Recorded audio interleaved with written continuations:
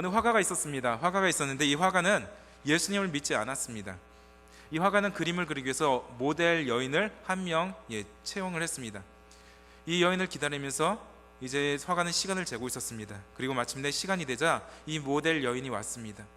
이 여인은 준비하면서 이제 화가가 어떠한 그림을 그렸는지 한번 살펴보기 시작했습니다.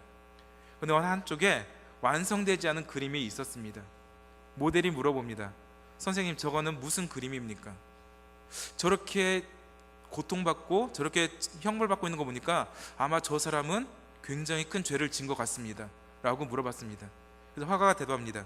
그 사람은 예수님입니다. 이 예수님은 가장 선한 분입니다. 그리고 이 땅에 오신 분들 중에 가장 훌륭하신 분입니다. 심지어 사람들이 말하기를 이는 다른 사람의 죄까지도 용서하신 그런 분이라고 말하고 있습니다. 이렇게 여인에게 설명해 주었습니다. 그러자 그 여인은 이렇게 대답합니다. 그러면 그분이 선생님의 죄도 용서해 주셨나요? 이 말을 들은 화가는 머리가 멍해졌습니다. 어떠한 대답도 할 수 없었습니다. 왜냐하면 그는 예수님을 믿지 않았기 때문입니다. 그는 예수라는 사람의 그림을 그렸지만 그가 믿고 있는 예수님은 자신의 죄를 용서해 준 것이 아니라 그냥 다른 사람이 말하기를 가장 선한 사람이고 가장 위대한 사람이고 심지어 다른 사람의 죄까지도 용서해 주었다더라, 이렇게만 알고 있었습니다. 그리고서 그는 아무 말도 하지 못했습니다. 며칠 동안 곰곰이 생각했습니다. 그리고 그는 회개하고 결국 예수님을 믿게 되었다라고 말하고 있었습니다. 과연 여러분 어떠한 신앙을 가지고 있고 어떠한 신앙 고백을 가지고 살아가고 계십니까? 우리가 알 수 있듯이 바른 신앙은 바른 고백에서 나옵니다. 그리고 이 바른 고백은 바른 지식에서 말미암는 겁니다. 여러분이 바른 지식을 갖고 있지 않으면 바른 신앙을 할 수 없고, 이 바른 신앙을 하지 않으면 여러분들은 이 바른 삶을 살 수 없게 되는 것이죠. 우리의 지식으로부터 우리의 삶이 나오고 이 삶을 통해서 우리의 모든 것이 나타나기 때문에 여러분이 하나하나 예수님에 대해서 온전히 알지 못하면 우리가 아는 예수님, 이런 분이라더라, 이분은 그냥 단지 이런 분이시더라, 말로 끝낼 수밖에 없다라고 할 수 있는 것이죠. 우리가 하나님이 어떠한 분이신지, 또한 예수님이 어떠한 분이신지, 성령님이 어떤 분이신지 우리 삶에 진짜 경험하지 못하고 알지 못하면 우리도 똑같이 말할 겁니다. 그분은 그냥 죄를 사해 주시기 위해서 이 땅에 오신 분입니다. 그러면 그분이 당신의 죄를 얼만큼 사해 주셨습니까? 당신은 그것을 얼만큼 믿고 살아갑니까? 과연 그 십자가에 달리신 예수님이 지금 당신에게는 얼만큼 영향을 주고 계십니까? 여러분, 이렇게 질문한다면 여러분은 뭐라고 대답하시겠습니까? 요즘 세상을 보면, 뉴스를 보고 세상을 보면 살맛 안 납니다. 솔직히. 그렇죠? 여러분, 살맛 나시는 분 계십니까? 안 납니다. TV에 틀면 비선 실세, 대통령 최순실 해가지고 여기저기 막 뉴스가 나옵니다. 듣기 싫습니다. 그럼에도 불구하고 여기저기서 또 다른 소리만 하고 있습니다. 또 다른 계획을 짜고 또 다른 모면의 책을 내놓고 우리 진짜 보기 싫습니다. 우리가 믿음으로 살아가는 것이 최고인 걸 알고 있지만 이 믿음으로 살다 보면 우리는 진짜 부족한 것 같습니다. 우리가 알다시피 며칠 전에 정모 씨 2대 사건을 검찰이 수사 결과를 발표했죠.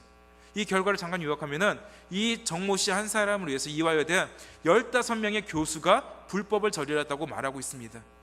어떤 사람은 레포트를 대신 써주고, 어떠한 교수는 출석하지도 않은 것을 출석 체크해서 삭점을 주고, 심지어는 60대 교수가 가장 극존칭어를 쓰면서 이 정모 씨를 떠받들어 주었다라고 말하고 있습니다.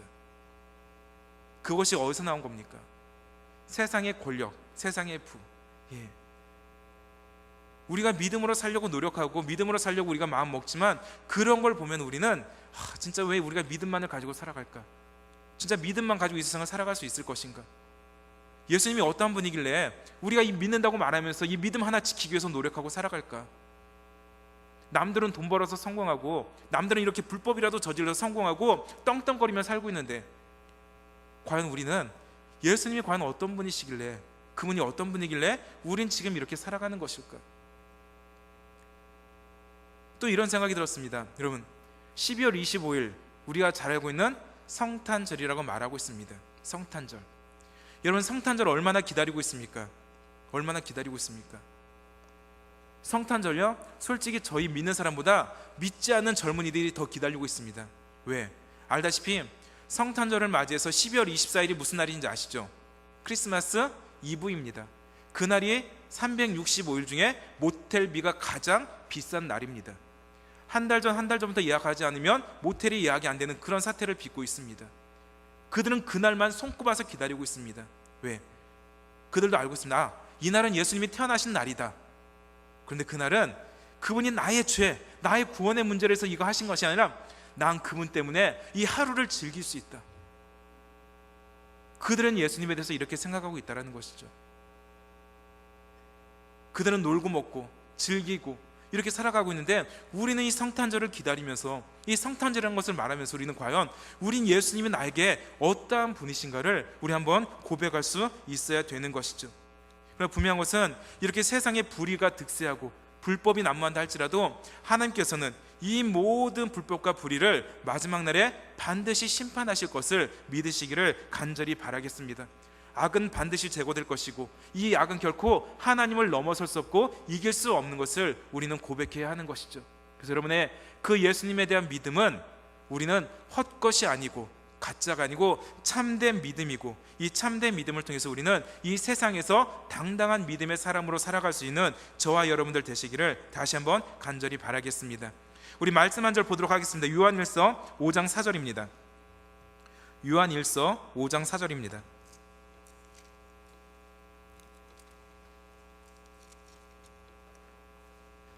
우리 함께 한 목소리를 읽겠습니다. 시작. 무릇 하나님께로부터 난 자마다 세상을 이기느니라. 세상을 이기는 승리는 이것이니 우리의 믿음이니라. 이 시대를 보면 하박국의 시대와 마찬가지인 것 같습니다. 하박국도 시대를 보면서 왜 저렇게 불법은 득세하고, 왜 당신의 나라를 괴롭히는 저 이방 나라들은 잘 살고, 왜 이렇게 하나님을 믿는 우리들은 이렇게 괴롭습니까? 왜 이렇게 어렵고 힘들게 살아갑니까? 왜 압제를 당하고 왜 핍박을 당하고 있습니까? 그때 하나님이 말합니다. 그런 거 신경 쓰지 마라. 오직 의인은 그의 믿음으로 말미암아 살라라고 말해주고 있습니다. 요한일서는 그것을 한 단계 더 넘어가서 우리에게 뭐라고 말합니까? 세상을 이기는 이김은 이것이니 곧 우리의 뭐다? 믿음이라고 말해주고 있습니다. 여러분이 온전한 믿음을 갖고 살아가면 그 믿음은 땅에 떨어지는 것이 아니라 분명히 세상을 이기는 믿음이 된다라고 말씀해 주고 있습니다. 온전한 믿음, 참된 믿음, 이 믿음이 바로 저와 여러분의 가장 강력한 무기가 되는 것이죠. 우리 본문, 다시 본문으로 가면은 이 본문의 말씀은 기독교 역사상 가장 중요하게 취급되어 온 말씀 중에 하나입니다. 더욱이 이 말씀은 기독교 신앙 고백의 모체가 되고, 그리고 가장 두드러진 면이 되는 것을 우리는 알 수 있습니다. 예수님께서는 3년의 공생애를 마치고 이제는 예루살렘에 입성하기 위해서 준비 중에 계십니다. 그리고 이제는 제자들에게 물어보는 그 장면을 보여주시죠. 당시 예수님은 갈릴리에서 많이 말씀을 전하셨는데, 말씀을 많이 전하신 갈릴리에서 또한 많은 핍박과 공격을 받으셨습니다. 그래서 예수님께서 어느 날 이 제자들과 함께 가이사랴 빌립보란 지역에 가셨습니다. 그리고 제자들에게 물어봅니다. 사람들은 나를 누구라 하느냐? 그때 제자들이 말합니다. 네, 세례 요한 또는 엘리야 또는 예레미야나 선지자 중에 한 명이라고 말합니다. 이 말은 이 모든 사람들이 예수님을 선지자로만 인식하고 있다는 겁니다. 그것은 그들의 신앙 고백이 아니라 그들이 예수님을 그리스도로 믿지 않고 있다는 막연한 대답이라고 우리는 볼 수 있게 되는 것이죠. 그때 예수님은 사람들을 책망하지 않으셨습니다. 아니 뭐 그런 못된 놈들이 있냐, 내가 그들에게 보여준 것이 무엇인데 어떻게 이렇게밖에 대답을 못하느냐, 그렇게 책망하지 않으셨습니다. 도리어 예수님은 지금 제자들에게 다시 한번 물어봅니다. 그렇다면 너희는 나를 누구라 하느냐? 문제의 핵심은 바로 여기 있다는 겁니다. 세상 사람들이 예수님을 누구라 보느냐가 문제가 아니라 그렇다면 너희는 나를 누구라고 보느냐라고 말하고 있는 것이죠. 그때 베드로가 훌륭하게 말합니다.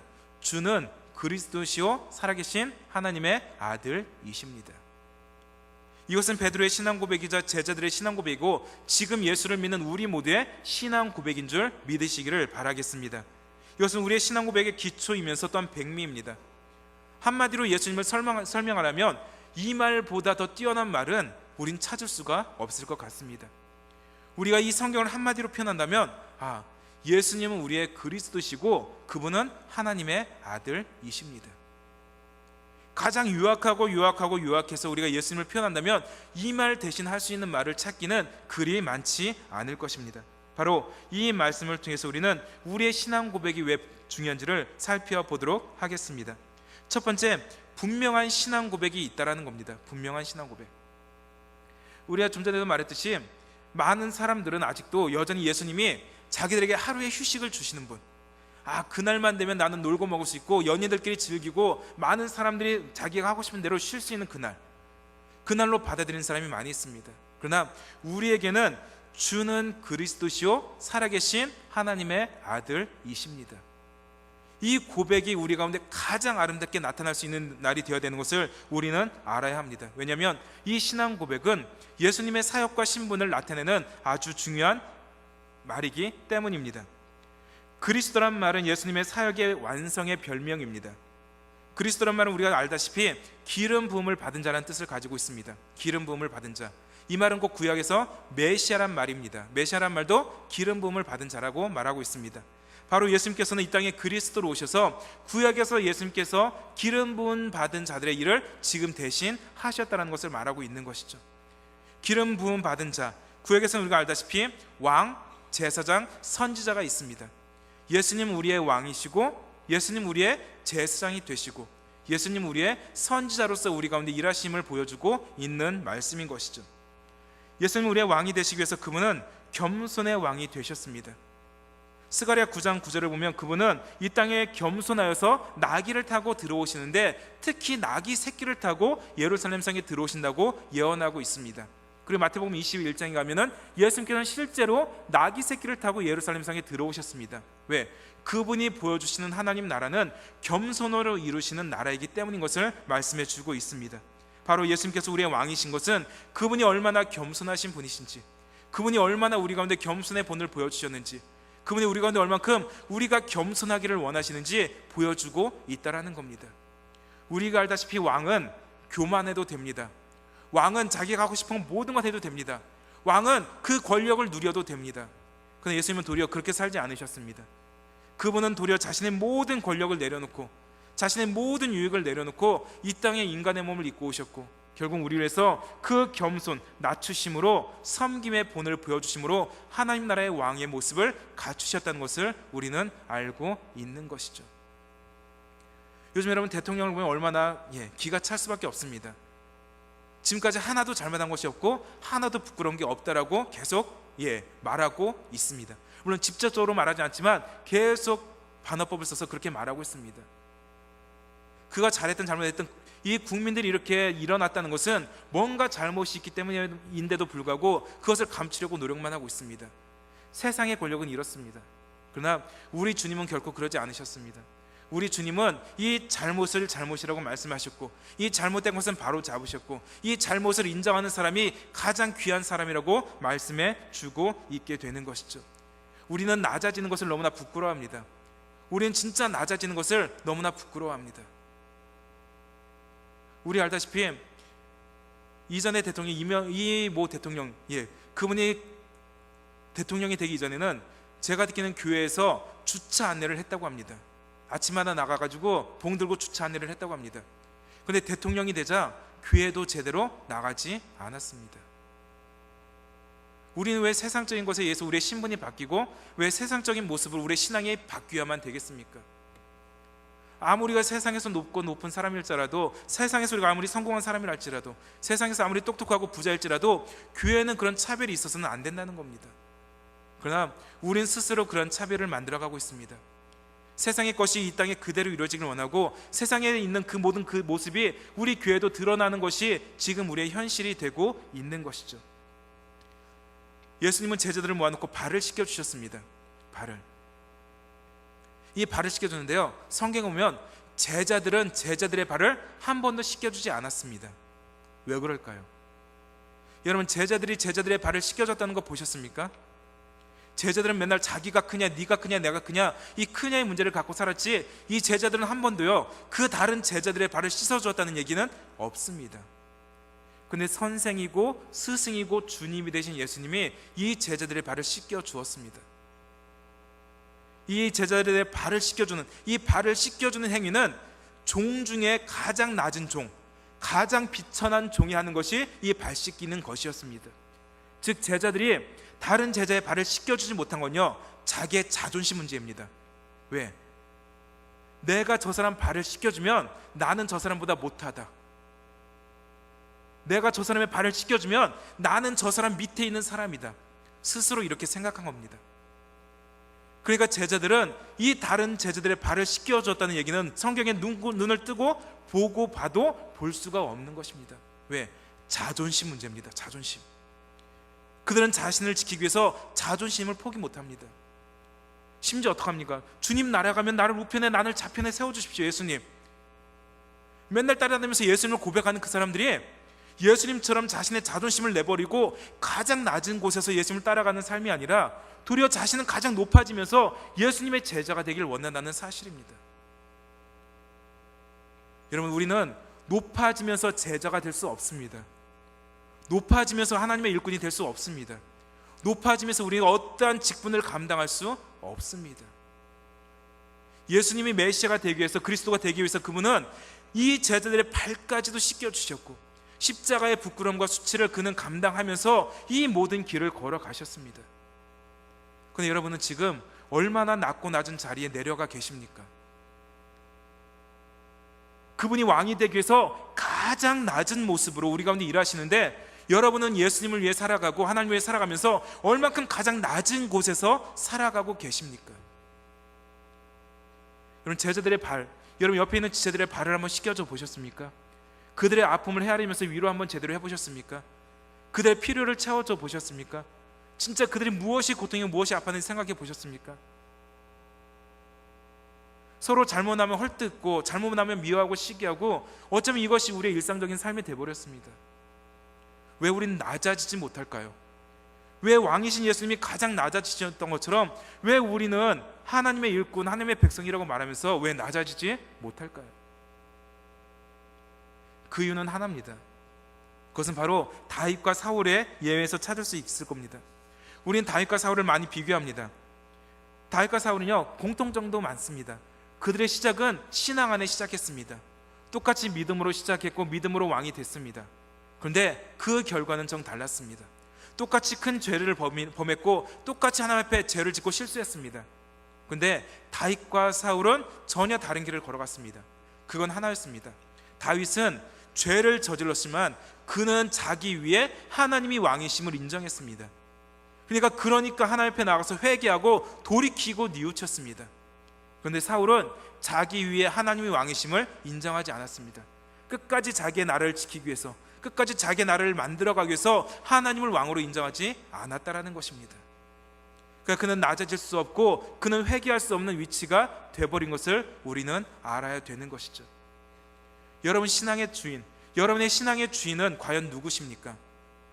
내가 나의 주인이 돼서 예수님은 나를 따르는, 나의 청을 들어주는 그런 분이십니까? 아니면 내가 예수님을 위해서 진짜 헌신하고 내가 예수님을 위해서 진짜 어떠한 것을 각오하고 살아가는 그런 믿음의 사람입니까? 예수님의 우리의 왕 되시는 그 하나의 방법은 겸손이셨습니다. 여러분, 가장 높은 일꾼은 가장 낮은 사람인 것을 믿으시기를 간절히 바라겠습니다. 여러분들이 낮아지지 않으면요, 하나님의 나라는 이루어지지 않습니다. 여러분이 자존심을 버리지 않으면 하나님의 나라는 완성되지 않을 겁니다. 물론 여러분을 통해서입니다. 저와 여러분을 통해서입니다. 물론 하나님은 하나님의 나라를 반드시 이루어 가십니다. 그러나 저와 여러분이 낮아지지 않고 회개하지 않고 우리가 진짜 가장 낮은 곳에 내려가지 않고 자존심을 버리지 않으면 하나님은 저와 여러분을 통해서 그분의 나라를 만들어가지 않으실 겁니다. 예수님이 왕이셔서 이 땅에 겸손하셨던 것처럼 여러분도 겸손의 옷을 입으시고 여러분 스스로가 겸손의 왕이 되셔서 여러분들이 늘 하나님의 거룩한 일을 감당할 수 있는 저와 여러분들 되시기를 다시 한번 간절히 바라겠습니다. 그를 위해서 그분은 십자가에 죽으셔서 화목제물이 되어주셨고 제사장적인 사명을 감당해 주셨습니다. 저와 여러분의 모든 죄를 용서하시고 하나님과 저와 여러분을 화목하게 만들어 주셨습니다. 그리고 그분은 선지자가 되셔서 하나님 나라의 말씀을 전파하심으로 저와 여러분이 올바른 길을 걸어가도록 말씀해 주셨다는 것이죠. 구약의 선지자들은 단지 하나님을 보지 못하고 하나님의 말씀을 귀로 듣고 그 말씀을 전했습니다. 그러나 예수님은 직접 하나님과 함께 하셨고 하나님 나라 모든 것을 보고 이 땅에 오셔서 하나님을 증거하신 분이 예수님이십니다. 따라서 예수님은 가장 최고의 선지자가 되는 것을 우리는 믿어야 하는 것이죠. 바로 우리는 이 예수님을 고백해야 하는 것입니다. 우리의 왕 되신, 우리의 제사장 되신, 우리의 선지자 되신 그 예수님을 믿음으로 고백할 수 있는 저와 여러분 되시기를 다시 한번 간절히 바라겠습니다. 바로 그럴 때 우리는 하나님을 볼 수 있게 되는 겁니다. 우리 말씀 한 절 찾겠습니다. 요한복음 14장 8절 9절입니다. 요한복음 14장 8절 9절입니다.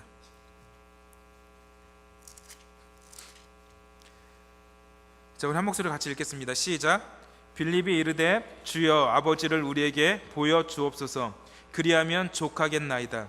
예수께서 이르시되 빌립아 내가 이렇게 오래 너희와 함께 있으되 내가 나를 알지 못하느냐? 나를 본 자는 아버지를 보았거늘 어찌하여 아버지를 보이라 하느냐? 빌립의 소원은 뭡니까? 아버지를 보여주십시오. 그런데 예수께서 뭐라고 말합니까? 빌립아 내가 나를 알지 못하느냐? 내가 이렇게 너와 함께 오래 있었는데 너는 이것을 알지 못하느냐? 즉 뭡니까? 예수님을 믿고 따르는데 예수님을 알지 못한다고 말하고 있는 겁니다.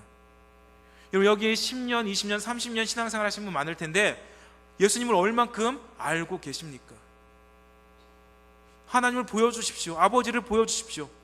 빌립아, 나를 본 사람은 하나님을 이미 보았는데 너가 나를 모르니까 내가 아버지를 못 본 거라고 지금 말하는 것 아니냐? 이 빌립도 이 정도 알았으면, 이 정도 따라다녔으면 예수님을 본 사람은 하나님을 본 것이구나 알아야 되는데 모른다는 겁니다. 얼마나 안타깝습니까? 따라서 이러한 신앙 고백은요 복입니다. 신앙 고백은요 복입니다. 다른 게 복이 아니라 이 진정한 신앙 고백이 저와 여러분에게 복이 되는 것을 다시 한번 믿으시기를 간절히 바라겠습니다. 오늘 본문으로 한번 돌아가겠습니다. 우리 마태복음 16장 17절 말씀 우리 함께 읽겠습니다. 자, 함께 읽겠습니다. 시작. 바요나 시몬아 내가 복이 있도다. 이를 내게 알게 한 이는 혈육이 아니요 하늘에 계신 내 아버지 신이라. 아멘. 이 말을 했는데 예수님께서 뭐라고 말합니까? 바요나 시몬아 내게 복이 있도다라고 말하고 있습니다. 복이 무엇입니까? 바로 예수님이 믿어지는 겁니다. 우리가 열심히 공부하고 연구하고 묵상해서 예수님을 믿은 것이 아니라, 예수님을 믿은 게 아니라 그냥 예수님을 믿어지는 겁니다. 이게 복입니다. 아무리 똑똑해도 아무리 부자도 예수님이 안 믿어집니다. 그런데 여러분 예수님 믿어지십니까? 그때 예수님이 말합니다.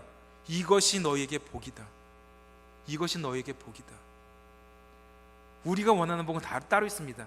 예수님이 믿어지는 게 복이 아니라 이제 나 예수님 믿었으니까 예수님 나 좀 사업도 잘 돼야 되고 직장도 형통해야 되고 자녀들도 잘 돼야 되고 이것저것 소원이 많은데 하나님 나 이런 복 좀 주시면 안 되겠습니까? 우리는 이런 복을 기대하고 있습니다. 그러나 예수님은 말씀하십니다. 바요나 시몬아 내가 복이 있도다. 이것을 알게 하니는 혈육이 아니요 하늘에 계신 내 아버지시니라. 예수님이 믿어지는 건요 내가 믿고 싶어서 믿는 게 아닙니다. 하나님이 믿게 하시는 겁니다. 여러분 예수님 믿어지는 게 복입니다. 예수님 믿어지는 게 복입니다. 그래서 여러분 우린 그걸 감사하지 않습니다. 여러분 예수님 믿어지는 거에 대해서 여러분 감사하십니까? 진짜 감사하고 계십니까? 우린 잊고 살 때 솔직히 많잖아요. 그렇죠? 잊고 살 때가 많잖아요. 예수 믿는 건 나의 의처럼 생각되지 않습니까? 예수 믿고서 봉사하는 거 내 의처럼 드러나지 않습니까?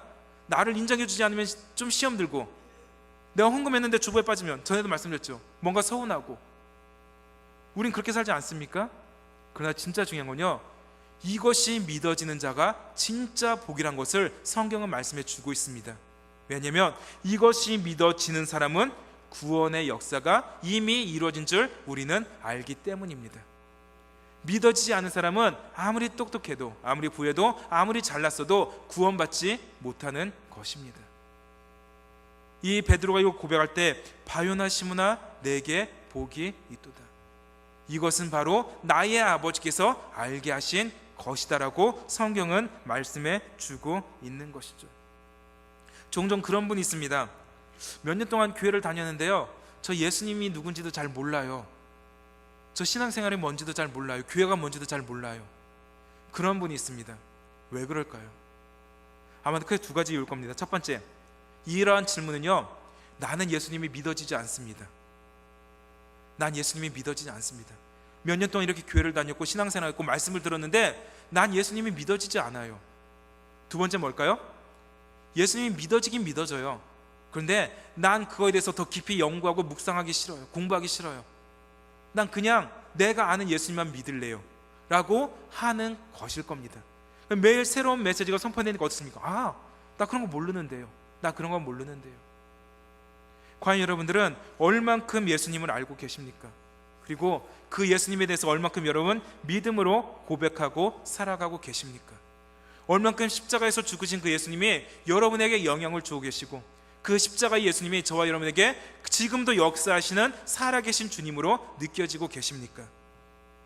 로마서 10장 9절 10절이 이렇게 말합니다. 내가 만일 내 입으로 예수를 주로 시인하면 또 하나님께서 그를 죽은 자 가운데서 살리신 것을 내 마음에 믿으면 구원을 받으리라. 사람이 마음으로 믿어 의에 이르고 입으로 시인하여 구원을 받는다라고 말해주고 있습니다.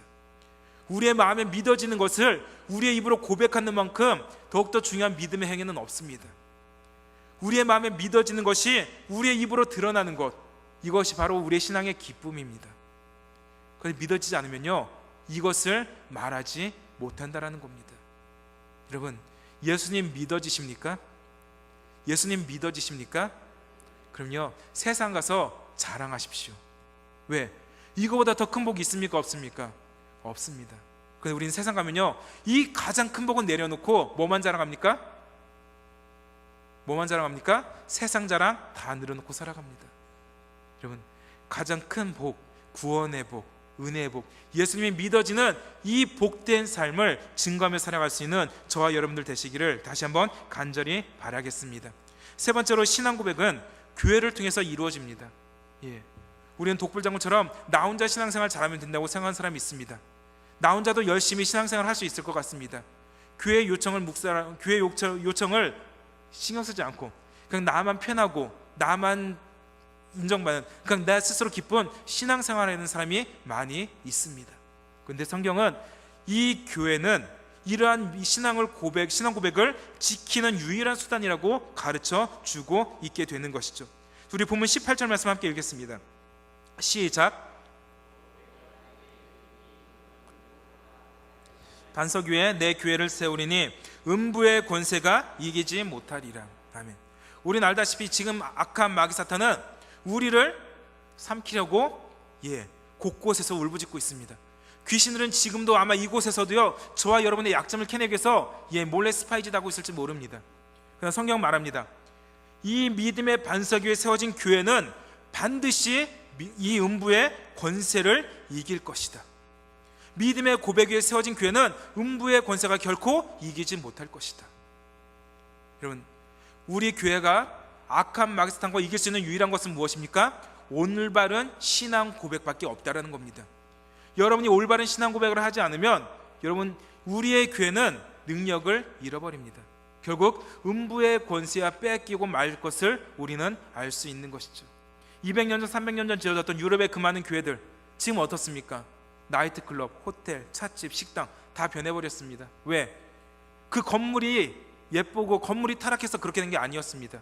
그 안에는 성도들이 그 교회가 올바로 살지 못하니까, 신앙 고백으로 살지 못하니까 지금 그들의 교회는 지금 그렇게 바뀌어 버렸다는 것이죠. 여러분, 우리가 온전한 신앙 고백하지 못하면요, 이 교회 건물 언제 바뀔지 모릅니다. 여러분 알지 않습니까? 마석에 있는 그 중앙에 있는 큰 교회 이단에 넘어갔습니다. 성도, 우리 교회, 우리가 교회 아닙니까? 우리가 온전히 살지 못하면, 우리가 믿음의 반석 위에 서지 못하면 이 건물은요, 금방 쓰러질지 모릅니다. 그래서 예수님 말씀하십니다.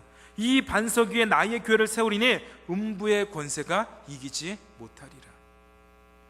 여러분이 올바른 신앙 고백, 온전한 신앙 고백으로 살지 못하면 우리의 교회는 음부의 권세에 사로잡힐 수밖에 없다라는 것을 우리는 알아야 되는 것이죠.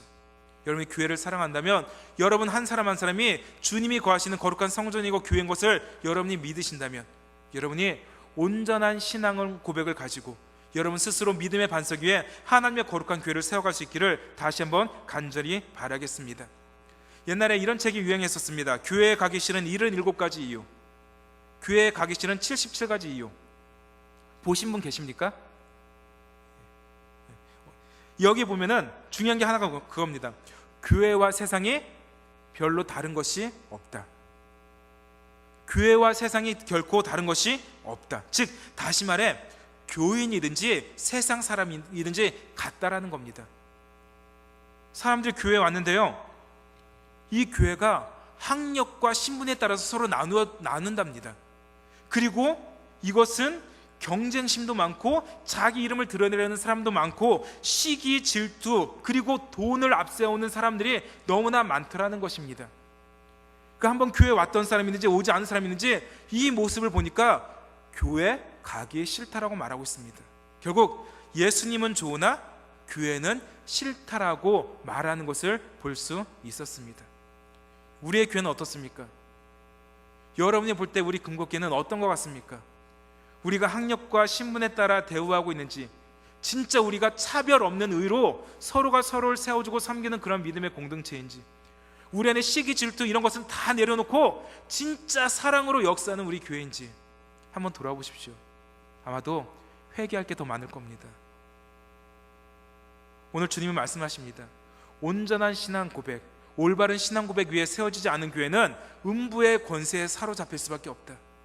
그렇기 때문에 우리는 우리 한 사람 한 사람이 우리의 올바른 신앙 고백 위에 예수님의 교회를 더욱더 거룩하고 건강하게 세워갈 수 있는 저와 여러분들 되시기를 다시 한번 간절히 바라겠습니다. 하나님께서 원하시는 교회는 믿음으로 분명한 신앙 고백을 하는 교회입니다. 그리고 그 고백 위에 우리의 믿음의 반석 위에 하나님의 교회가 세워지는 겁니다. 바로 그 교회가 이 땅의 모든 음부의 권세를 깨우치고 이겨내고 하나님의 나라를 세우는 도구가 되는 것을 다시 한번 믿으시기를 간절히 바라겠습니다. 여러분, 이제는 여러분 모든 삶에 내가 만난 예수님이 어떠한 분이신지, 내가 아는 예수님이 어떠한 분이신지, 내가 지금까지 알고 있던 경험한 예수님이 어떠한 분이신지 우리 모든 곳에 담대하게 올바로 증거하고 선포하고 살아갈 수 있는 저와 여러분들 삶이 되시기를 다시 한번 간절히 바라겠습니다. 우리 기도하겠습니다.